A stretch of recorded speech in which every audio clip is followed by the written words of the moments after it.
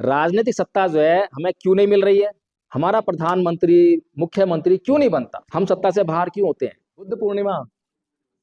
बुद्ध पूर्णिमा एक ऐसा त्योहार है भारत का जो पूरे विश्व में मनाया जाता है। ना तो दिवाली ना होली। यानी अफगानिस्तान जो है वो आज कौन सा देश है, मुस्लिम देश है, हिंदू या बौद्ध देश तो नहीं है वो। फिर पाकिस्तान भी सारा जो है मुस्लिम देश है। तो वहां अफगानिस्तान में बुद्ध की मूर्ति कहां से आई। तो बुद्ध की मूर्ति जो है मुसलमान तो बनाएंगे नहीं, ना हिंदू बनाएंगे, तो बौद्ध भारी संख्या में वहां होंगे, इसीलिए बौद्धों ने ही बुद्ध की मूर्ति बनाई होंगी। जब अफगानिस्तान पूरा बौद्ध था, पाकिस्तान पूरा बौद्ध था, तो ये जो हम जहां रहते हैं ये क्या हिंदू राष्ट्र था? हिंदू राष्ट्र तो कभी रहा ही नहीं। हिंदू धर्म हमेशा यहाँ पे अल्पसंख्यक बन के रहा। बाबा साहेब ने कहा था कि मैं हिंदू पैदा हुआ ये मेरे बस की बात नहीं थी, लेकिन मैं हिंदू मरूंगा नहीं। अगर उस समय परम पूज्य बाबा डॉक्टर भीमराव अम्बेडकर की इस बात को उनके समाज ने मान लिया होता तो क्या होता, हिंदू धर्म जो है एक ही दम से अल्पसंख्यक हो जाता, होता नहीं होता। अगर आज भी ये समाज बाबा साहेब की उस बात को मान ले तो हिंदू धर्म अल्पसंख्यक है। आज जो बाबा साहेब का अपमान करने वाले लोग हैं, आप लोगों पर अत्याचार करने वाले लोग हैं, उनको ताकत कहां से मिल रही है? ताकत सत्ता से मिल रही है ना। सत्ता में से तो अपमान कर रहे हैं, इसीलिए तो आपके ऊपर अत्याचार कर रहे हैं। और उनको सत्ता कहां से मिल रही है? आपके वोट से मिल रही है। और आपका वोट उन्हें कैसे मिल रहा है? क्योंकि आप उनके धर्म को मानते हो, सीधी सी बात है। तो बाबा साहब डॉक्टर भीमराव अंबेडकर बहुत महत्वपूर्ण बातें इस समाज के लिए कहते हैं और बहुत महत्वपूर्ण काम करते हैं, लेकिन उस पर हमारा फोकस नहीं। बाबा साहब का सम्मान कौन कौन लोग करते हैं? ईमानदारी से बोलना, जांच होगी, जांच कर लें। अच्छा ठीक है, तो ये बताइए कि बाबा साहेब कौन से धर्म को मानने वाले थे? बौद्ध धर्म। आप में से कितने लोग बौद्ध हैं? आप में से कितने लोग बौद्ध हैं? हाथ खड़ा करो। अरे अभी तो कह रहे सारे सम्मान करते हैं बाबा साहब का। सोचिए, सभी धर्मों का सम्मान कैसे हो सकता है? सत्य तो एक होता है ना, ये सत्य जो है 10 होते हैं। धर्मनिरपेक्ष राज्य है ऐसा जो है बाद में 42वें संविधान में जोड़ा गया था, ये बात ठीक है। और ऐसा जो है जोड़ा गया इससे नहीं, शब्द से कुछ फर्क नहीं पड़ता, बल्कि संविधान के जो आर्टिकल हैं, अनुच्छेद हैं, वो इसको बयां करते हैं कि वो सभी धर्मों की बराबर इज्जत करते हैं, रिस्पेक्ट करते हैं। ये बात ठीक है, वी मस्ट डू दैट, हमें वो करना चाहिए। हमें किसी का अपमान करने का कोई हक नहीं, सही बात है। लेकिन हमें जो है अपनी तरक्की के लिए क्या जरूरी है उसको भी नजरअंदाज नहीं करना चाहिए। बाबा साहेब महानतम हस्ती थे भारत की महानतम हस्ती थे या विश्व की?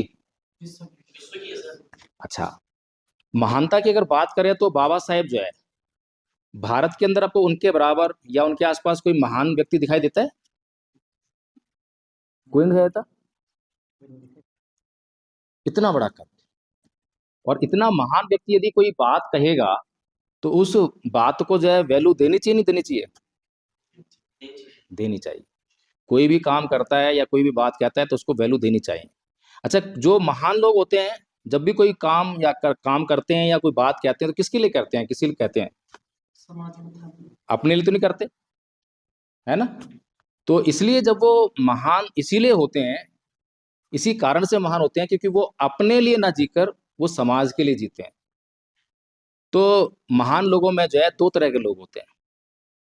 कई बार हम गलती से जो जो राजनीतिक लोग होते हैं उनको भी महान मान लेते हैं, समझ लेते हैं, लेकिन सही मायने में महान कौन? एक राजनीतिक व्यक्ति या एक सामाजिक उद्धारक?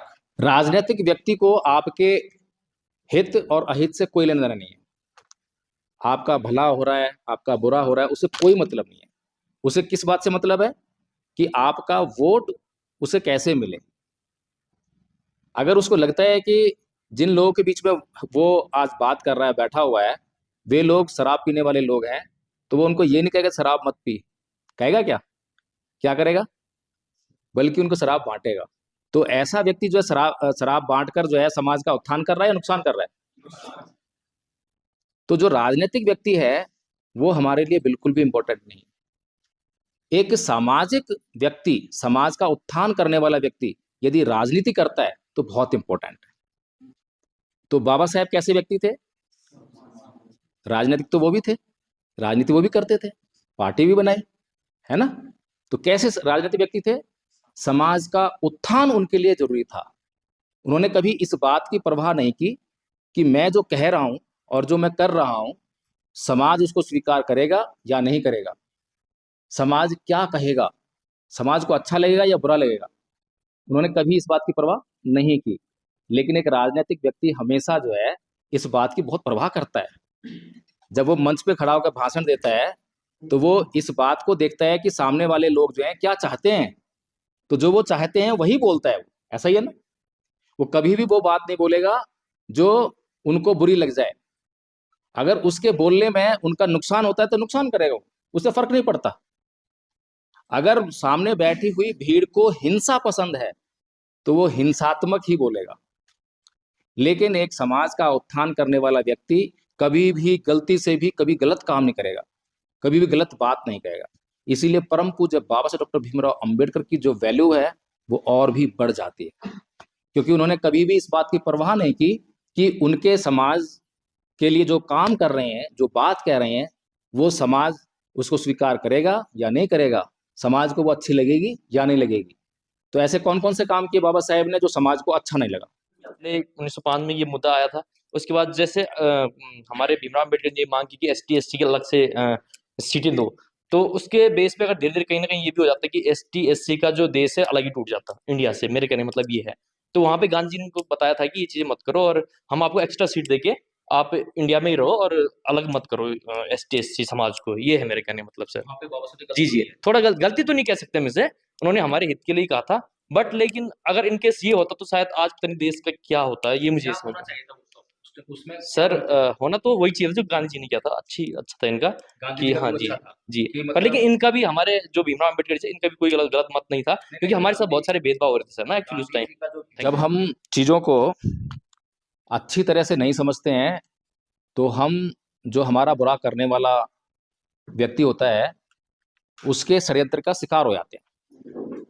और ऐसा ही होता है, राजनेताओं के षड्यंत्र का हम शिकार रहे। इसीलिए पिछले 70-75 साल से भारत का आजाद होने के बाद, संख्या में बहुत अधिक होने के बाद भी, ये जो समुदाय है राजनीतिक शोषण का शिकार है। किस लिए है? क्योंकि जो राजनीतिक लोग हैं वो इस समाज को किसी ना किसी तरीके से अपने षड्यंत्र में फांस लेते हैं। तो इस बात को समझना चाहिए, बाबा साहेब का लक्ष्य क्या था और गांधी जी का लक्ष्य क्या था, ये हमें समझना पड़ेगा। बाबा साहेब जातिवाद से पीड़ित थे और जातिवाद को उनसे अधिक बेहतर कोई नहीं जानता।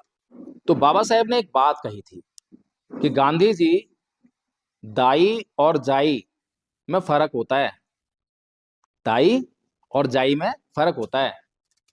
तो जो बच्चा है, बच्चा पैदा करने का जो दर्द है वो जाई जान सकती है, दाई नहीं जान सकती। समझ रहे हैं?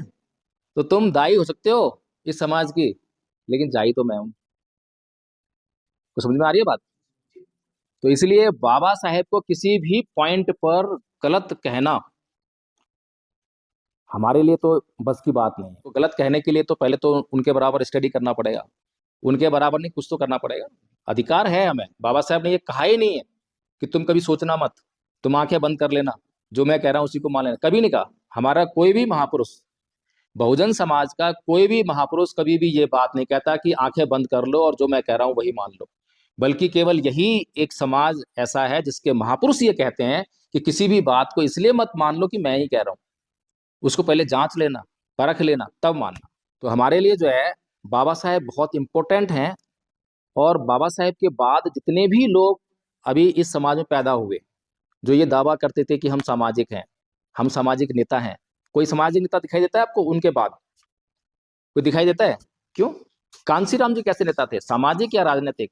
देखिए हम लोग क्यों फेल हैं, हम लोग अभी भी अत्याचार क्यों झेल रहे हैं? पिछले 75 साल में संविधान में हमें सारे अधिकार मिल गए, लेकिन वो अधिकार हमें मिल क्यों नहीं रहे हैं? संविधान में तो मिल गए, लेकिन रियल में क्यों नहीं मिल रहे हैं? आज भी आपके ऊपर जो है किसी को जातिवादी अत्याचार करने का साहस कैसे हो जाता है? कैसे हो जाता है? आज भी किसी को बाबा साहेब का अपमान करने का साहस कैसे हो जाता है? आज भी सुप्रीम कोर्ट के चीफ जस्टिस के ऊपर जूता फेंकने की हिम्मत कैसे हो जाती है? कैसे? इसी कारण से, क्योंकि हम जानते ही नहीं है। We are lacking of such type of knowledge जो हमारे लिए बहुत जरूरी है, इसको हमें ग्रहण करना चाहिए। तो बाबा साहेब के बाद अगर समाज का उद्धार करने वाला कोई व्यक्ति था तो वो मान्यवर साहब कांसीराम जी थे। लेकिन क्या है कि अनफॉर्चुनेटली हम उनको राजनीतिक पर्सनालिटी के रूप में देखते हैं, क्योंकि उन्होंने बहुजन समाज पार्टी की स्थापना की। अब पार्टी की स्थापना तो बाबा साहेब ने भी की थी, सोचिए। लेकिन एम क्या है, उद्देश्य क्या है? बाबा साहेब का एम क्या है? समाज का उत्थान करना। कांसीराम जी का उद्देश्य क्या है? समाज का उत्थान करना। बाबा साहेब के बाद जो है, जो आरपीआई बनी थी, रिपब्लिकन पार्टी ऑफ इंडिया, जिसको लोग कहते हैं कि ये बाबा साहेब की पार्टी है, बाबा साहेब के द्वारा बनाई गई है, एक्चुअली असलियत कुछ और थी। वो बाबा साहेब के बाद बनी हुई पार्टी है। तो आरपीआई के लोग जो हैं, जब साहेब मान्यवर कांसीराम जी जो है इस मूवमेंट में बाद में जुड़े, बाबा साहेब के बाद जुड़े, तो जब उनको ये मूवमेंट समझ में आया और जब वो जुड़े तो आरपीआई के लोगों को उन्होंने ज्वाइन किया। आरपीआई के लोगों को ज्वाइन किया तो आरपीआई के लोग जो है, एक समय पर एक संत गाडगे धर्मशाला है, वहां पर कांग्रेस और उनके बीच में एक पैक्ट हुआ, और उसमें आरपीआई के लोगों ने जो है एक सीट के ऊपर जो है कांग्रेस को पूरे देश में समर्थन दे दिया। ठीक है, तो क्यों दे दिया? क्योंकि आरपीआई के लोग ये बोलने लगे थे कि फूले अंबेडकर की विचारधारा पर चलकर हम एमएलए एमपी नहीं बन सकते, ये कहने लगे वो। कांसीराम जी ने किसको फॉलो किया? कांसीराम जी ने भाई इस बात को सुना तो बड़े दुखी हुए, कह रहे यार ये कैसी बात कर रहे हैं, फूले अंबेडकर की विचारधारा तो इतनी महान विचारधारा है, इससे तो समाज का उत्थान हो सकता है, और ये लोग बोल रहे हैं कि ये एमएलए एमपी नहीं बन सकते हैं। फर्क था, समझने में फर्क था। चीजों को मैंने कहा था कि हम लोग समझते नहीं है, जब तक हम किसी चीज को समझेंगे नहीं, सत्य को जानेंगे नहीं, तो उसको अमल में नहीं ला सकते, और जब तक किसी चीज को समझकर हम अमल में नहीं लाएंगे तो वो हमें लाभ नहीं दे सकती। तो फूले अंबेडकर की विचारधारा आरपीआई के लोगों के लिए किस लिए थी? एमएलए एमपी बनने के लिए। अगर किसी को एमएलए एमपी बनना है तो क्या करना पड़ेगा? वोट प्राप्त करना पड़ेगा। उसके लिए क्या करना पड़ेगा? उसके लिए केवल एक ही नीति है, साम दाम दंड भेद। समाज को झूठ बोलो, समाज को मूर्ख बनाओ, समाज को बेचो, जो इस बात में माहिर होगा वो एमएलए एमपी जरूर बन जाएगा। और ऐसा होगा ना, ऐसा ही होता है। तो आरपीआई के लोग क्या कह रहे हैं कि हम लोगों को तो झूठ बोलना है, और बाबा साहब कह रहे हैं कि नैतिक जीवन धारण करना है, झूठ नहीं बोलना है, बौद्ध धर्म अपनाना है। और कांसीराम जी क्या कर रहे हैं? कांसीराम जी कह रहे हैं कि फूले अमृत की विचारधारा जो है इतनी श्रेष्ठ विचारधारा है कि इससे हम लोग जो है अपने उत्थान कर सकते हैं। तो वो क्या करते हैं? फर्क है दोनों में। आरपीआई के लोग खाली एमएलएमपी बनना है, और कांसीराम जी जो है इस विचारधारा का इस्तेमाल करके पहले क्या करते हैं? राजनीतिक पार्टी नहीं बनाते, क्या करते हैं? पहले बाम से बनाते हैं, सामाजिक संगठन। फिर DS4 बनाते हैं, सामाजिक संगठन। समाज को तैयार करते हैं, समाज को तैयार करते हैं किससे? आइडियोलॉजी से, कि बाबा साहेब की आइडियोलॉजी है। क्या बताते हैं समाज को? कि देखो भाई तुम्हारी संख्या क्या है? 85% है, इसमें जो है बहुजन समाज की संख्या 85% है, और जो ये समाज जो तुम्हारे ऊपर शासन कर रहा है इसकी संख्या क्या है? 15% है। यानी कि 15% जो है 85% के ऊपर शासन कर रहा है। तो हमें इसको बदलना है। इस चीज को जब समाज के भीतर वो लेकर गए, लोगों को समझाया, और जो लोग जातिवाद से अधिक पीड़ित थे तो उन्होंने अधिक जल्दी समझ लिया। जो कम पीड़ित थे, वो जो मौज में रहता है आदमी, जो मौज में रहता है आदमी, जिसको आराम रहता है, तो वो काम नहीं करता। काम कौन करता है? जिसको पीड़ा होती है, जिसको भूख लगेगी वो भूख मिटाने के लिए काम करेगा, जिसको भूख नहीं लगी है या जिसको खाने के लिए आराम से मिल रहा है वो भूख मिटाने के लिए काम नहीं करेगा। तो इसीलिए जो है कांसीराम जी ने उस मूवमेंट को सामाजिक मूवमेंट बनाया था, केवल राजनीतिक मूवमेंट नहीं था। राजनीति जो है उनके लिए एक साधन थी। क्या थी वो? साधन। किसके लिए साधन थी? समाज के दुख दर्द को दूर करने के लिए, समाज का उत्थान करने के लिए एक साधन थी। इसलिए मान्यवर साहब कांसीराम जी बाबा साहेब की तरह एक सामाजिक उद्धारक थे, समाज का उद्धार करने वाले थे। ये हमें अच्छी तरह समझ लेनी चाहिए। अब मैंने आपसे पूछा था कि क्या आप बाबा साहेब का सम्मान करते हो, तो आपने जवाब दिया था कि हाँ करते हैं, सबके हाथ खड़े हुए थे। ये तो मैं पूछूंगा अगर मोदी से तो वो भी यही बोल देंगे, आरएसएस वाले से पूछूंगा तो वो भी यही बोल देंगे, किसी भी ऐसे व्यक्ति से पूछूंगा जो आपके ऊपर जो है जातिवाद का अत्याचार करते हैं, जो आप लोगों को रूम देने से पहले आपकी जाति पूछते हैं, उनसे पूछूंगा तो वो भी इनकार नहीं करेंगे, वो भी बोल देंगे हाँ हम भी करते हैं। इसमें क्या जाता है?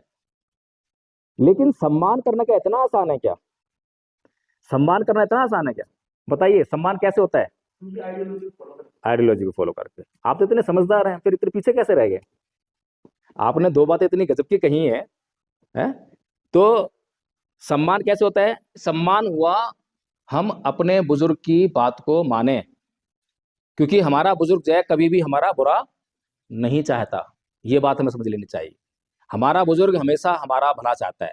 तो हमारा बुजुर्ग परम पूज्य बाबा साहब डॉक्टर भीमराव अंबेडकर, वो हमारा भला चाहता था। कितना भला चाहता था कि जब उनके बीवी बच्चों के पास खाने के लिए खाना नहीं है, उस समय जो है उनको छोड़कर और विदेश पढ़ाई करने के लिए जा रहे हैं। समझ रहे हैं इस बात को? इतना तो जानते होंगे। ऐसे आदमी को क्या बोलते हैं? अकलमंद बोलते हैं या पागल बोलते हैं? अभी समाज में अगर आप लोग ऐसा कर लो तो क्या बोलोगे? समाज क्या बोलेगा आपको? पागल बोलेगा ना। तो समाज उनको भी पागल ही बोल रहा होगा, पागल बोला होगा ना। लेकिन उस पागल ने अपना मिशन बनाया था, इसलिए उनको छोड़ के गया था, अपने ऐश और आराम के लिए नहीं गया था। और उनको छोड़कर जो है जब विदेश में गया तो ऐश मौज नहीं कर रहा था। क्या कर रहा था? दिन रात केवल एक ही चीज, पढ़ाई पढ़ाई, विद्वता हासिल कर रहा है, विद्वता हासिल कर रहा है। तो इसीलिए परम पूज्य बाबा साहब डॉक्टर भीमराव अंबेडकर इतना दुख दर्द सहन करते हैं। फिर जब उनको संविधान बनाने का मौका मिला तो वो डायबिटिक है ना, डायबिटीज के मरीज हैं, पैर में भयंकर पीड़ा है। लेकिन क्योंकि उनको पता है कि मुझे संविधान बनाने का मौका मिला है, मेरे पास एक मौका मिला है अपने समाज को उस सभी जो समस्याएं हैं उनसे मैं मुक्ति दिला सकता हूँ, एक झटके में दिला सकता हूँ। तो वो आराम नहीं कर रहे हैं, दिन रात 24 घंटे में से 20-20 घंटे जो है वो संविधान पर काम कर रहे हैं। लोग तो गाल बजा देते हैं जरा सी देर में, लेकिन सोचिए रिस्पॉन्सिबिलिटी क्या होती है और उस रिस्पॉन्सिबिलिटी का निर्वहन कैसे होता है। तो क्या करते हैं? पंखे में रस्सी लटकाते हैं, उस पर अपना पैर लटकाते हैं रस्सी में और फिर स्टडी करते हैं। इस तरह संविधान लिखा गया। सोचिए हमारे ऊपर कितना बड़ा कर्ज है, कोई मामूली कर्ज है क्या? एक बार जो है परम पूज्य बाबा साहब डॉक्टर भीमराव अंबेडकर और नेहरू जी संसद से बाहर निकल रहे थे और नेहरू जी बोलते हैं, अरे अंबेडकर, तुम किन लोगों के लिए काम कर रहे हो? ये लोग तुम्हें कुछ देने वाले नहीं है। और बात भी सही थी। जिस व्यक्ति ने इस देश के लोगों को वोट देने का अधिकार दिया, वही व्यक्ति अपना पहला चुनाव हार गया। अब सोचिए, जिसने संविधान लिखा, जिसने वोट का अधिकार दिया, पहली बात तो उसके खिलाफ किसी को चुनाव लड़वाना नहीं चाहिए था, किसी पार्टी को लड़वाना नहीं चाहिए था। लेकिन वो पार्टी क्योंकि बाबा साहेब की दुश्मन पार्टी थी, इसलिए चुनाव लड़वाया गया। फिर किसी को चुनाव लड़ना नहीं चाहिए था, लड़ा भी गया। और फिर जिसने चुनाव लड़ा वो कोई और नहीं था, वो उसी जाति का आदमी था, अनुसूचित जाति का आदमी था। फिर लड़ा भी गया, लड़ाया भी गया और चुनाव हरवाया भी गया। तो नेहरू जी जो बोल रहे हैं ठीक ही बोल रहे हैं। और नेहरू जी की बात अगर बाबा साहेब मान लेते तो बाबू जगजीवन राम हमारे समाज से हुए, उप प्रधानमंत्री तक बने, तो बाबा साहेब क्या नहीं बन सकते थे? सोचिए। लेकिन उन्होंने क्या जवाब दिया? उन्होंने कहा, है नेहरू जी, मैंने इस समाज में जन्म लिया है, इस समाज का मेरे ऊपर कर्ज है। अगर ये मेरा समाज मुझे पीट पीट कर लैंप पोस्ट पर भी लटका दे तो भी मैं मरते दम तक इसी समाज के लिए काम करूंगा। समझ रहे हैं? इस कर्ज को जो है महसूस करने की जरूरत है। मैं कोई पॉलिटिकल आदमी नहीं हूं और ना ही मैंने यहाँ पर आने के लिए किसी से पैसे मांगे हैं, किसी से पैसे लिए, ना ही मैंने ये इन लोगों को ये बोला कि आप इतनी सारी भीड़ लेकर आना, क्योंकि ये भीड़ का मूवमेंट नहीं है, ये समझने का मूवमेंट है, ये समझकर जो है काम करने का मूवमेंट है। तो हम लोग जो है हमारी समस्याएं क्या हैं और उन समस्याओं से हम जो है कैसे मुक्त हो सकते हैं, इसको समझने का बहुत बड़ा मूवमेंट है। पिछले 70 साल में परम पूज्य बाबा साहब डॉक्टर भीमराव अंबेडकर एक अकेले पढ़े लिखे व्यक्ति थे। एक अकेले पढ़े लिखे व्यक्ति ने हमें क्या क्या दिया? संविधान दे दिया, संविधान में लोकतंत्र दे दिया, हमें सारे अधिकार दे दिए, ये ऐशो आराम की जिंदगी दे दी। लेकिन आज जब लाखों करोड़ों लोग पढ़ लिख गए हैं, पढ़ लिख गए ना, जितने भी आईएएस आईपीएस हैं इस जाति से, एससी एसटी ओबीसी के, सब पढ़े लिखे हैं, कोई अनपढ़ थोड़ा ना है। जितने भी गवर्नमेंट जॉब में सब पढ़े लिखे हैं, जितने भी नेता लोग सब पढ़े लिखे हैं। उसके बाद भी चारों तरफ से आवाज क्या आती है कि संविधान खतरे में है, लोकतंत्र खतरे में है, हमारे अधिकार खतरे में है। ऐसा आ रही है ना आवाज। इसका मतलब क्या समझे? इसका मतलब क्या है? एक अकेला अंबेडकर सब कुछ दे रहा है और लाखों करोड़ों लोग हो गए तो ये आवाज आनी चाहिए हम सब बिल्कुल सुरक्षित हैं, ऐसी आवाज आनी चाहिए थी। लेकिन उल्टी आवाज आ रही है कि हमारा सब कुछ खतरे में है। इसका मतलब ये है कि हम लोग कहीं ना कहीं सामाजिक बेईमानी कर रहे हैं। जो मिशन बाबा साहब डॉक्टर भीमराव अंबेडकर का था उसको हमने समझा ही नहीं। तो मिशन मूवमेंट का हम लोगों ने अब तक नकली खाना खाया, लोभ, लालच और निजी स्वार्थ का। समझ में आ रहा है नकली खाना और असली खाना कौन सा होता है? त्याग, समर्पण और बलिदान का। जब जब जिस जिस व्यक्ति ने समाज में त्याग, समर्पण और बलिदान का खाना खाया, मिशन मूवमेंट का, तब तब समाज जो है आगे बढ़ गया। मान्यवर साहब कांशीराम जी बाबा साहब के बाद कौन सा खाना खाया? असली खाना, त्याग, समर्पण, बलिदान का। क्या बोला कि मैं कसम खाता हूं कि आज जिंदगी अपने घर नहीं जाऊंगा। और जब उनके पिताजी की डेथ हुई तो उनके घर से कुछ ही दूरी पर वामसेव का अधिवेशन चल रहा था। अपने पिताजी की मृत्यु पर भी घर नहीं गए। समझो, ये मिशन जो है त्याग मांगता है। और हमारे महापुरुषों ने इतनी अच्छी जिंदगी दी है कि अब हमें बाबा साहब की तरह अपने बीवी बच्चे कुर्बान करने की जरूरत नहीं है। उनकी तरह हमें सारी जिंदगी अपना ऐशो आराम कुर्बान करने की जरूरत नहीं है। अगर ये सारे पढ़े लिखे लोग एक एक घंटा, रोज का एक एक घंटा भी दें, तो भी ये समाज जो है बहुत खुशहाल हो सकता है। इसका सब कुछ बच सकता है, सब कुछ बच सकता है ना। लेकिन आज समाज का फोकस कहां पर है? आज समाज का फोकस है धन संपत्ति इकट्ठा करने पर, नौकरी लेने पर, इसी पे है ना। अब सोचिए, हमने बहुत सारी संपत्ति इकट्ठी कर ली, बहुत सारी बिल्डिंग्स बना ली, है ना, और हमारे पास पैसे की कोई कमी नहीं है। पैसों की कमी तो मणिपुर में हिंसा हुई, उन लोगों के पास भी नहीं थी। हुई थी क्या? बांग्लादेश के प्रधानमंत्री शेख हसीना, उसके पास भी नहीं थी। नेपाल में जो लोग नदी नालों में दौड़ रहे थे, उनके पास भी नहीं थी। पद प्रतिष्ठा भी थी, पैसा भी था, सब कुछ था, लेकिन क्या नहीं था? सामाजिक माहौल नहीं था। सामाजिक माहौल नहीं था ना। इसीलिए हमें फोकस करना चाहिए। अगर हम वास्तव में देशभक्त हैं तो इस देश के एक एक व्यक्ति को सबसे पहले देशभक्ति क्या है वो समझाएं, फिर राष्ट्र क्या है वो समझाएं। क्या अभी जो लोग राष्ट्र का नारा लगाते हैं, देशभक्ति का दिन रात राग अलापते हैं, क्या वो देशभक्त हैं? क्या वो वास्तव में राष्ट्र का मतलब समझते हैं कि राष्ट्र क्या होता है? समझते हैं क्या? बताइए मुझे। अभी मैंने आपसे एक सवाल पूछा था, आप लोगों में से बौद्ध कौन कौन है, तो क्या आंसर निकला था इसका? 0। बाबा साहेब का सम्मान करने वाले लोग बाबा साहेब की बात को नहीं मानते हैं। मैंने कहा था कि बाबा साहेब ने हमेशा वो बात कही और वो काम किया जो समाज के लिए जरूरी था, बहुत जरूरी था, कोई थोड़ा बहुत नहीं, पूरा जरूरी था। अगर बाबा साहेब की एक एक बात को, जितनी भी बातें कही, अगर उसको मान ले तो ये समाज सुरक्षित हो जाएगा। कैसे हो जाएगा? 1935 में परम पूज्य बाबा डॉक्टर भीमराव अम्बेडकर ने एक बात कही थी। बाबा साहेब ने कहा था कि मैं हिंदू पैदा हुआ, ये मेरे बस की बात नहीं थी, लेकिन मैं हिंदू मरूंगा नहीं। अगर उस समय परम पूज्य बाबा डॉक्टर भीमराव अम्बेडकर की इस बात को उनके समाज ने मान लिया होता तो क्या होता? बताइए क्या होता? हिंदू धर्म जो है एक ही दम से अल्पसंख्यक हो जाता, होता नहीं होता? अगर आज भी ये समाज बाबा साहेब की उस बात को मान ले तो हिंदू धर्म अल्पसंख्यक है। आज जो बाबा साहेब का अपमान करने वाले लोग हैं, आप लोगों पर अत्याचार करने वाले लोग हैं, उनको ताकत कहां से मिल रही है? ताकत सत्ता से मिल रही है ना। सत्ता में से तो इसलिए तो अपमान कर रहे हैं, इसीलिए तो आपके ऊपर अत्याचार कर रहे हैं। और उनको सत्ता कहां से मिल रही है? आपके वोट से मिल रही है। और आपका वोट उन्हें कैसे मिल रहा है? क्योंकि आप उनके धर्म को मानते हो। सीधी सी बात है। तो बाबा साहब डॉक्टर भीमराव अंबेडकर बहुत महत्वपूर्ण बातें इस समाज के लिए कहते हैं और बहुत महत्वपूर्ण काम करते हैं, लेकिन उस पर हमारा फोकस नहीं है। फिर 1956 में बाबा साहब ने बौद्ध धर्म ग्रहण किया। क्यों किया? 1950 में संविधान लिख दिया, संविधान लागू करवा दिया, और संविधान लागू करवाने के बाद 6 साल बाद जो बौद्ध धर्म अपना रहे हैं। अगर संविधान में हमारी सभी समस्याओं का हल होता तो बाबा साहब को क्या पड़ी थी हिंदुओं से दुश्मनी मोल लेने की? क्या जरूरत थी आपको जी का जंजाल डालने के लिए, आपको उनसे लड़ाने के लिए, मनुवाद वर्सेस अम्बेडकरवाद? क्या जरूरत थी? लेकिन बाबा साहेब डॉक्टर भीमराव अंबेडकर ने कहा था कि मेरे समाज की सभी समस्याओं का हल बौद्ध धर्म में है।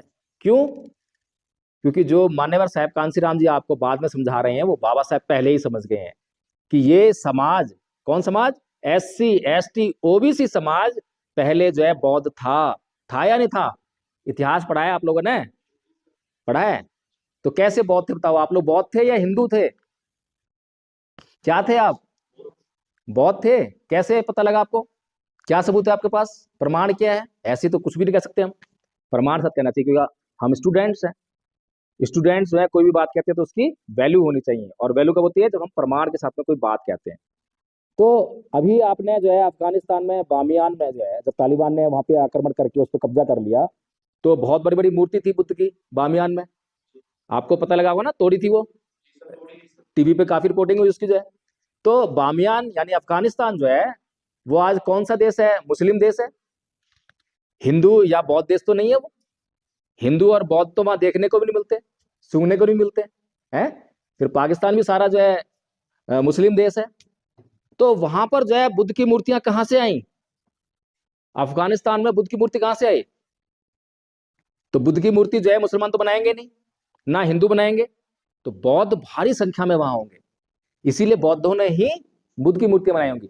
जब अफगानिस्तान पूरा बौद्ध था, पाकिस्तान पूरा बौद्ध था, तो ये जो हम जहां रहते हैं ये क्या हिंदू राष्ट्र था? हिंदू राष्ट्र तो कभी रहा ही नहीं। हिंदू धर्म हमेशा यहाँ पे अल्पसंख्यक बन के रहा है, ये हमारा मूल धर्म है ही नहीं।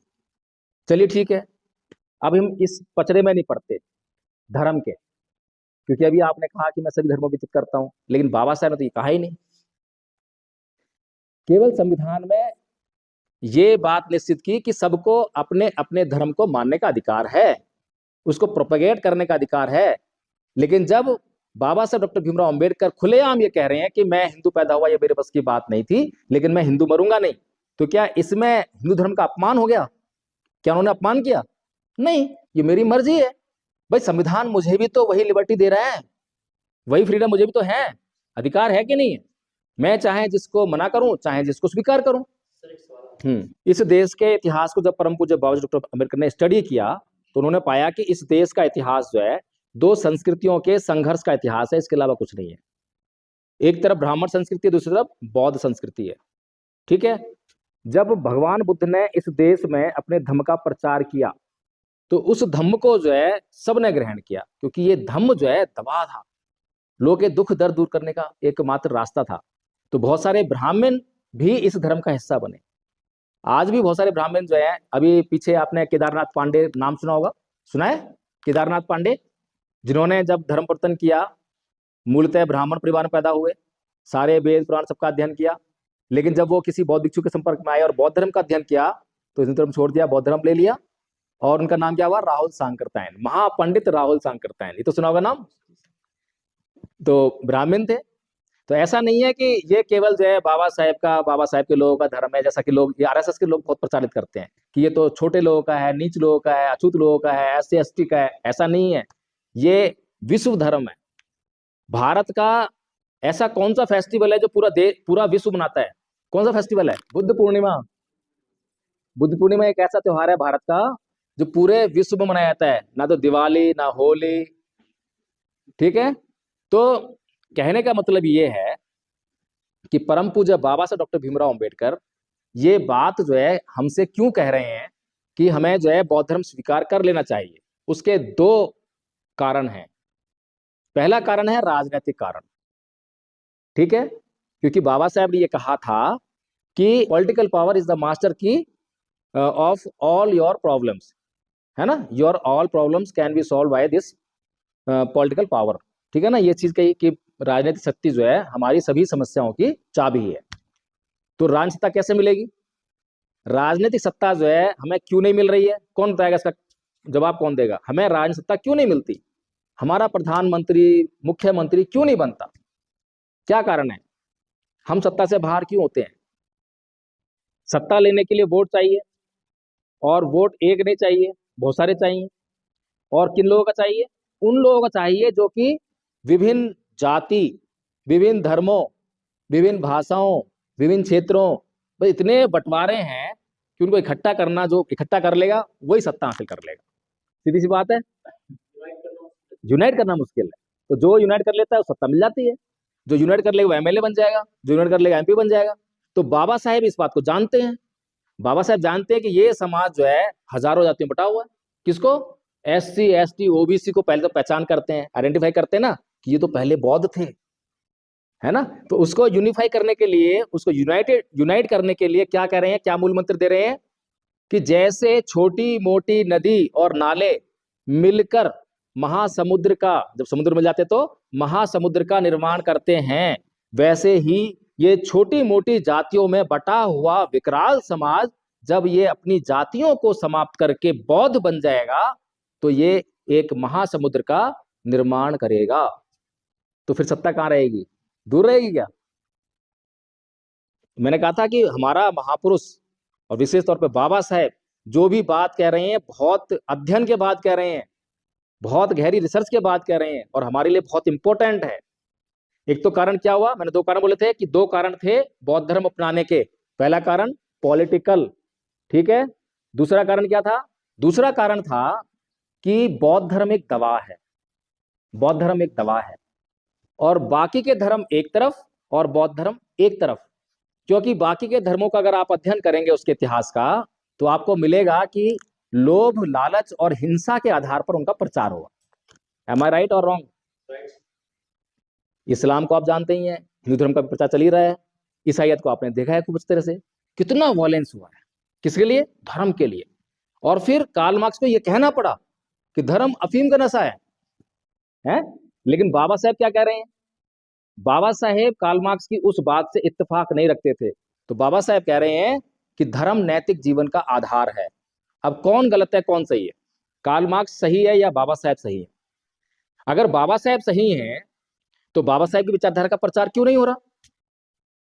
कार्ल मार्क्स जब उसकी मृत्यु हुई तो उसकी मैयत पर केवल 14 लोग थे, हैं? और 14 लोग में से भी 4-5 ऐसे होंगे जो उसकी विचारधारा जानते ही नहीं होंगे। इतने कम लोगों ने जो है पूरी दुनिया लाल कर दी। आज विश्व में कोई भी देश ऐसा नहीं है जिसमें मार्क्सवादी पार्टी ना हो, कम्युनिस्ट पार्टी ना हो। सारे देशों में है, हमारे देश में भी है। और आधी दुनिया में तो सत्ता भी मिली है, हमारे देश में भी कई राज्यों में सत्ता आई ना। वेस्ट बंगाल में काफी लंबे समय तक सत्ता रही कम्युनिस्ट पार्टी की, केरल वगैरह में सत्ता रहती है? तो विचार किसका फैलना चाहिए था? जो सत्य पर आधारित है, जो बहुत अच्छा विचार है, लोगों के लिए जरूरी है। तो धर्म अफीम का नशा है, यहाँ पर जो है कार्ल मार्क्स गलत नहीं था, लेकिन उसकी स्टेटमेंट गलत थी। उसको लिखना चाहिए था अधर्म अफीम का नशा है। आपको समझ में आया? धर्म और अधर्म है। तो कार्ल मार्क्स जिसको धर्म कह रहा है वो धर्म तो है ही नहीं, वो अंधविश्वास पाखंड को धर्म कह रहा है, धर्म समझ रहा है, जबकि वो अधर्म है। क्योंकि बाबा साहेब गलत नहीं हो सकते, मैंने पहले ही कहा था। तो बौद्ध धर्म क्या है और बौद्ध धर्म दवा कैसे है, और केवल एकमात्र धर्म पूरी दुनिया में जिसका प्रचार प्रसार करने के लिए एक बूंद रक्त की नहीं बही है, ना किसी को लोभ लालच दिया है, अपने गुण के आधार पर पूरी दुनिया में फैला है, बौद्ध धर्म। समझ रहे? कितना श्रेष्ठ धर्म है। तो मैं चाहूंगा कि हमारे बीच में आदरणीय प्रियांशी बैठी हुई हैं, प्रशिक्षु हैं, अभी कोर्स कंप्लीट नहीं करा, लेकिन हमने जो ये कोर्स बनाया है एक जो है बौद्ध धर्म के प्रचार के लिए, इस कोर्स को स्टडी कर रही हैं। तो मैं चाहूंगा आपको कुछ बताएं बौद्ध धर्म के बारे में। नमो तस्य भगवतो अरहतो सम्मा संबुद्धस्स। मैं उन सम्यक संबुद्ध को नमन करती हूँ जिन्होंने अपनी समस्त इंद्रियों पर पूर्णता स्थापित करके अपने चित्त क्लेश को परिशुद्ध किया। सब पापस्य करणं कुशलस्य उपसंपदा सचित परियोदपनं एतं बुद्धानुशासनं। सभी पाप कर्मों का न्याय करना, सभी पुण्य कर्मों का करना, यही बुद्धों की शिक्षा है। मनो पुब्बंगमा धम्मा मनो सेठा मनोमया मन साचे पद उठेन वास्ति वा करोति वा ततोनक दुख मन वेति चक्कंग व वैतो पद। मन सभी प्रवृत्तियों का अगवा है, मन ही उनका प्रधान है, वे मन से ही उत्पन्न होती हैं। अगर हम कोई भी काम दूषित मन से करते हैं तो दुख हमारा अनुसरण उसी तरह करता है जिस तरह की चक्का पहिया खींचने वाली बैलों के पैरों का। नहीं वेरण वेराणी समन्तित कुदाचनंग ऐस धम्मो सनातनो। वैर से वैर कभी शांत नहीं होता, अवैर से ही वैर शांत होता है। लेकिन जो हमारे छोटे छोटे बच्चे जो हैं, जो आचार्य बन चुके हैं, तो सम्मा संबुद्धस्स, मैं उन सम्यक संबुद्ध को नमन करना चाहता हूँ जिन्होंने अपनी समस्त इंद्रियों पर नियंत्रण स्थापित करके अपने चित्त कलेशों का अंत कर दिया और काम, क्रोध, लोभ, द्वेष, इच्छा, राग इत्यादि को अपने चित्त से निकाल मार कर अपने चित्त को परिशुद्ध किया।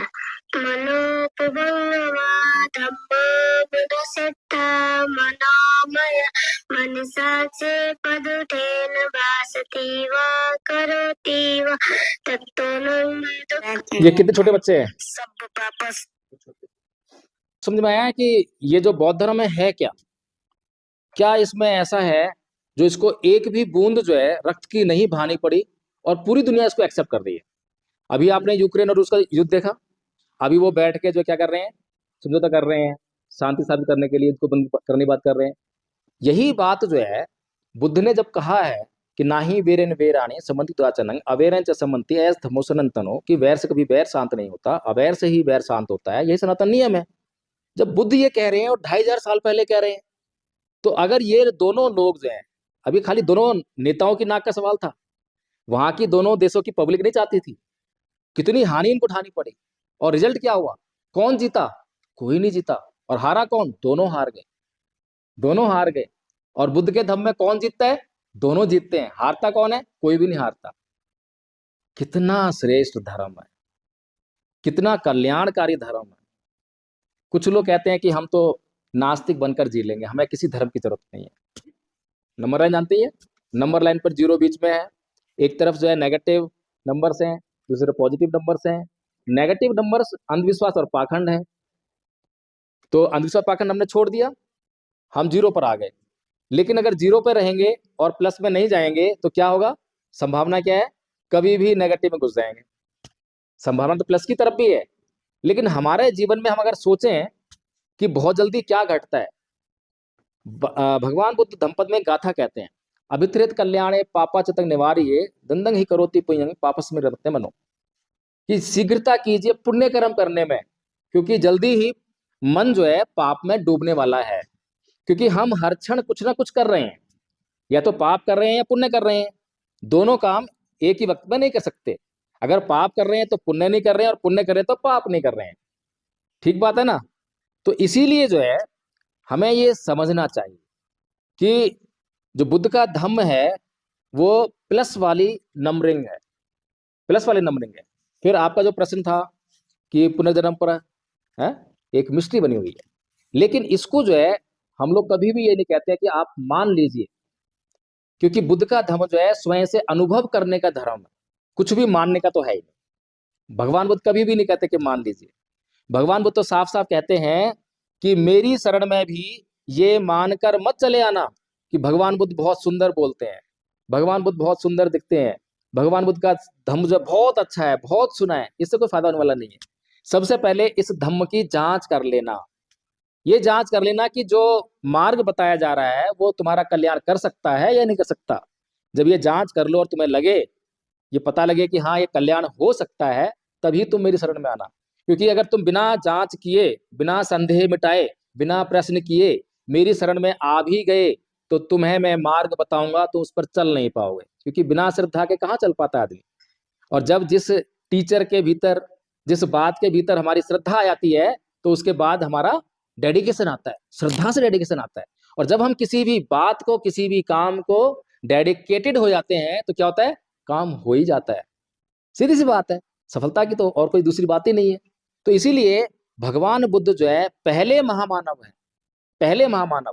क्योंकि एक मैंने कहा था कि महापुरुष जो है समाज उनको जो है पागल ही कहता है। तो भगवान बुद्ध क्या कर रहे हैं?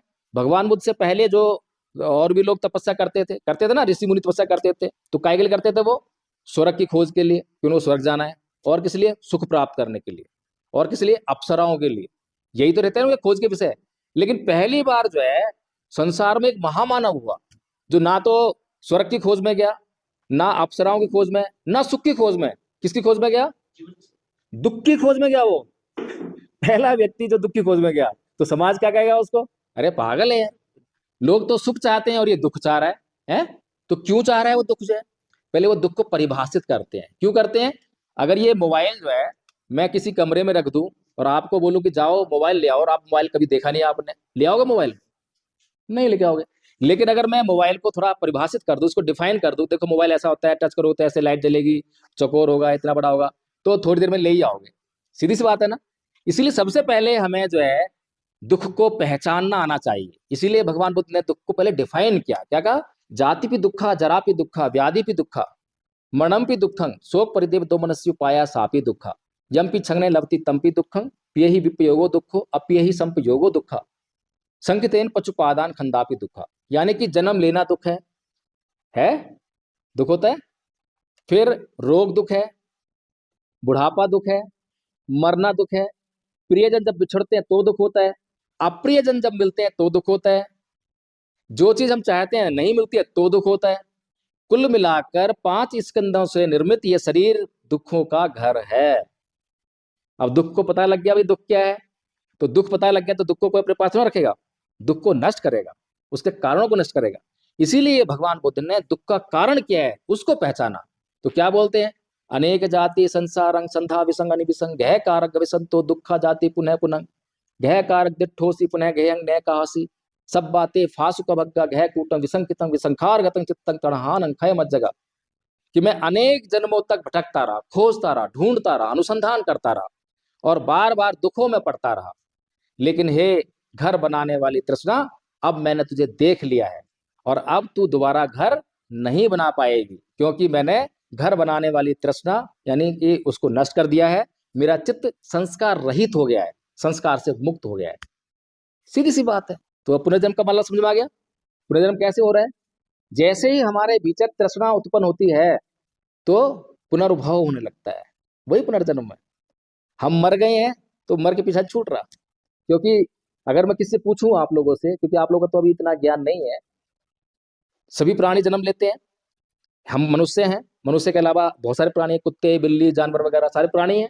तो प्राणी उत्पन्न क्यों होते हैं, क्या उद्देश्य है उनका, क्या मरने के लिए उत्पन्न होते हैं? हम क्यों जन्म लिया हमने, केवल मरने के लिए? बताइए मुझे।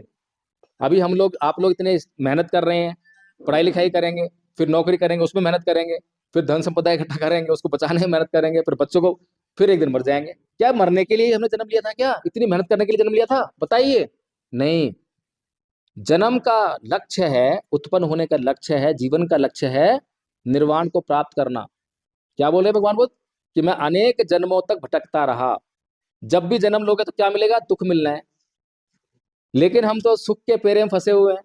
जैसे सुख आता है सुख तो दिखाई देता है, लेकिन उस सुख के पीछे भीतर जो है जो दुख है वो हमें दिखाई नहीं देता। ये चाय मीठी है और मैं डायबिटिक हूं, मुझे उस चाय में जो रस है जो मीठापन है वो तो दिखाई दे रहा है, और मैं उस जो दुख है उसको भूल जाऊं तो फिर क्या होगा, मेरे दुख को कोई दूर कर सकता है? यही तृष्णा है, मेरे तृष्णा ही दुखों का कारण है।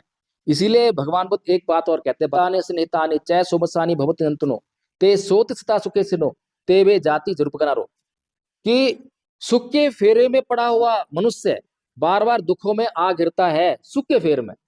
हम जीवन में इतने दुख हैं उसको नहीं देखते हैं, लेकिन जरा सा सुख मिलता है तो सुख की चाह में फिर जीने के लिए उमड़ पड़ते हैं। ये तृष्णा हमें बार बार जन्म लेने के लिए मजबूर करती है। खैर, कुल मिलाकर कहने का मतलब ये है, इतनी ज्यादा भी डिटेल जानने की जरूरत नहीं है। हमें परम पूज्य बाबा साहब डॉक्टर भीमराव अंबेडकर, जो कि महानतम विद्वान है और कोई मामूली विद्वान नहीं है, बहुत बड़े विद्वान है, अगर उनका अपमान करने का कोई कार्य कर रहा है तो वो मोदी, आरएसएस, अन्य लोग नहीं कर रहे हैं, बल्कि उनका अपना समाज कर रहा है। क्योंकि उनके अपने समाज ने जो इस समाज के लिए जो बहुमूल्य बातें कही, जो कार्य करने के लिए कहा, जो मिशन चलाने के लिए कहा, उसको नहीं किया, नहीं चलाया, बल्कि उसके इतर बहुत कुछ कर, सब कुछ करेगा, सब कुछ कर रहा है, लेकिन जो बाबा साहेब ने कहा वो नहीं कर रहा है। इसीलिए आज मैं यहाँ इस परिसर में आया, जब मैंने पूछा कि कितने बौद्ध हैं तो एक भी नहीं मिला, क्योंकि हमने जो है बाबा साहेब को समझा नहीं। तो इसीलिए मैं यहाँ पर इसलिए आया हूँ कि मुझे जो है इस भारत को बौद्धमय करना है, और भारत के लिए बौद्ध धर्म बहुत जरूरी है, पूरी दुनिया के लिए बौद्ध धर्म जरूरी है। बौद्ध धर्म एक दवा है। भगवान बुद्ध जो है एक अपराधी को, एक चोर को, डाकू को अपराधी तो कहते ही हैं, साथ में क्या कहते हैं कि ये बीमार है। क्या बोलते हैं? ये बीमार है और बीमार का इलाज करना चाहिए। केवल बुद्धि कह सकते हैं ये बात, अन्य कोई नहीं कह सकता। अन्य तो कहते हैं कि ये अधर्मी है, इसको मार डालो, ये पापी है, पाप को नष्ट करो। पाप को नष्ट नहीं करते, वो पापी को नष्ट करते हैं। तमाम दुनिया भर के ग्रंथ जो है भरे पड़े हैं इन्हीं बातों से। पाप नष्ट नहीं होता किसी का, क्या नष्ट होता है? पाप ही नष्ट होता है। और भगवान बुद्ध क्या करते हैं? पापी को नहीं छूते, वो जो है उसके पाप को मार देते हैं। तो भगवान बुद्ध इसीलिए जब अंगुलीमाल डाकू को जब पता लगता है कि इतना हत्यारा है, इतना नुकसान कर रहा है, तो उसको जब जंगल में सुधारने के लिए जाते हैं, कोई सेना लेकर जाते हैं, कोई हथियार लेकर जाते हैं, निहत्ते जा रहे हैं, और निहत्थे जाकर उसको सुधार कर लेकर आते हैं। और जब कोई व्यक्ति सुधर जाता है तो अंगुलीमाल सुधर गया तो समाज में वापस आया, पुनर्स्थापित हुआ, और उसी अंगुलीमाल ने पता नहीं कितने लोगों को सुधारा, कितने लोगों को जीवन दान दिया। एकमात्र उदाहरण है पूरी दुनिया में, दूसरा कोई उदाहरण नहीं है। श्री कृष्ण जी भी धर्म युद्ध करते हैं, लेकिन उनके धर्म युद्ध में क्या है, 5 गांव मांग रहे हैं कि भैया 5 गांव दे दो, ये धर्म का मामला है। धर्म का मामला था उनके लिए। किसका सपोर्ट किया उन्होंने? पांडवों का। पांडव धार्मिक थे क्या? बताइए मुझे। अभी मैं थोड़ी सी आलोचना इसलिए कर रहा हूं ताकि आलोचना करने मतलब होता है सुधार करना, आलोचना करने मतलब बुराई करना नहीं है। बुराई करने मतलब होता है हम झूठ साच कुछ भी बोलेंगे बदनाम करना है। मैं बदनाम नहीं करना बल्कि आंखें खोलने के लिए, समझने के लिए बात कर रहा हूं। क्या पांडव धार्मिक थे और क्या दुर्योधन अधार्मिक था? एक विषय है या नहीं है? क्या जुआ खेलना धर्म होता है? क्या जुए में अपनी स्त्री को, अपने भाइयों को हारना धर्म होता है? तो श्री कृष्ण जी किसके साथ खड़े हैं? धर्म के साथ में या अधर्म के साथ में? और पूरा देश क्या कर रहा है? सोचिए। अभी नमन का अर्थ बताया, मैं उन सम्यक संबुद्ध को नमन करता हूं। ये मामूली नमन नहीं है, ये कोई हिंदू की तरह का पूजा पाठ नहीं है। पूजा का मतलब ही बदल दिया। भगवान बुद्ध ने क्या बोला था? असेवना च बालानंग पंडितानंद च सेवना पूजा च पूजनीयानंग एतक मंगल उत्तम, कि मूर्ख जनों की संगति मत करना, क्योंकि मूर्ख लोगों के साथ जाओगे तो उनकी मूर्खता का तुम्हें भी परिणाम भुगतना पड़ेगा। पंडित जनों यानी विद्वान लोगों की, उन लोगों की जिनके पास आपका कल्याण करने के लिए कुछ न कुछ ज्ञान है, उनकी संगति करना। फिर पूजा से पूजनीयानंग, किसकी पूजा करनी है? जिनके पास आपका कल्याण करने के लिए कुछ ज्ञान है। आप अपने गुरुजनों का सम्मान करते हैं, शर्तें ना। जो स्टूडेंट अपने गुरुजन का सम्मान नहीं करता, क्या गुरुजन उसको कुछ ज्ञान देता है? ज्ञान तो बहुत है गुरु के पास, लेकिन सम्मान नहीं करा, जिसको नहीं दूंगा। तो जब सम्मान मिलता है तो गुरु जो है अपना ही ज्ञान नहीं बल्कि ढूंढ ढूंढ के जहां ज्ञान होता है उसको भी लाके उसको दे देता है। कैसे? सम्मान से। तो भगवान बुद्ध जो पूजा का मतलब यही कह रहे हैं। ये नहीं है कि धूप बत्ती अगरबत्ती इससे करो वैसे करो, कुछ भी करो, उसको सम्मान फील होना चाहिए, क्योंकि उसके पास एक गुण है आपका कल्याण करने का। इसीलिए मैंने कहा कि ये धम्म जो है बहुत महत्वपूर्ण है। इसीलिए हम लोग जो है इस धम्म का प्रचार करने के लिए निकले हैं। लेकिन इस धम्म का प्रचार तो पिछले 56 से हो रहा है, अभी तक भारत बौद्ध में क्यों नहीं हुआ? बाबा साहेब के साथ में जिन लोगों ने धर्म परिवर्तन किया वो लाखों लोग थे, लाखों लोग थे ना। और कार्ल मार्क्स के साथ में जो है केवल 14 लोग हैं। तो 14 लोग बहुत कम होते हैं, और लाखों लोग अगर काम करते तो बहुत जल्दी भारत बौद्ध होना चाहिए था। क्यों नहीं हो पाया? क्योंकि वे लोग केवल प्रतीकात्मक धर्म प्रचार कर रहे हैं। झंडा उठा लिया पंचशील का और कह रहे हैं, नारा लगा रहे हैं, बौद्ध धर्म की क्या पहचान, मानव मानव एक समान। बौद्ध धर्म का ये नारा करुणा मैत्री भाईचारा, क्या धर्म प्रचार हो जाएगा? इससे नहीं होने वाला। क्योंकि बुद्ध का धर्म जो है एक्सपीरियंस करने का धर्म है। जब आपको कभी कोई बीमारी होती है, दुख तकलीफ होती है, और कोई आप दवा लेते हो और दवा आपको फायदा करती है, फिर क्या करते हो? नहीं, फिर उसके बाद करते क्या हो? समाज में जिस जिसको तकलीफ होती है जाएगा बताते हो ना खुद ही, वो पूछता नहीं फिर बताते हो। तो यही होता है, इसीलिए तो धर्म फैला है बौद्ध धर्म। जिन लोगों ने इसको एक्सपीरियंस कर लिया, खुद से एक्सपीरियंस किया, जिसको लाभ हुआ, वो फिर दूसरों को बताता है, यार देखो मुझे कितना लाभ हुआ, मेरा जीवन बदल गया। ऐसे ही हमने जो है ये कोर्स जो है, इसके ऊपर बहुत सारी पिक्चर्स भी हैं। ये कोर्स अब तक जो है 250+ लोगों को करा दिया और उनका जीवन बदला। और हम ये गारंटी देते हैं कि जो ये कोर्स कर लेगा उसका जीवन ना बदले तो हमारी गर्दन पकड़ लेना। ऐसी गारंटी कोई डॉक्टर भी नहीं दे सकता, आपको दे सकता है क्या? लेकिन हम गारंटी दे रहे हैं, मेरा गर्दन पकड़ लेना। लेकिन एक कंडीशन है, अगर मैं आप लोगों को एक कार गिफ्ट कर दूं तो आपको फायदा होगा? होगा नहीं होगा? नहीं होगा, क्योंकि कार को चलाना सीखना पड़ेगा। सही कह रहा हूं? अब कार आपने चलाना सीख तो फायदा हो ही जाएगा, हो जाएगा? तब भी नहीं होगा, क्योंकि कार को चलाना पड़ेगा। आप समझ में आ गई बात? तो ये कोर्स जो है पहले तो याद करना होता है। जब इसको याद कर ले, जैसे इनको याद है, ये जितने बच्चे छोटे छोटे याद है, यहाँ पर 5 साल से लेकर 80 साल तक के लोगों ने इस कोर्स को याद किया है। कोई बहाना नहीं किसी के पास कि मैं नहीं कर सकता।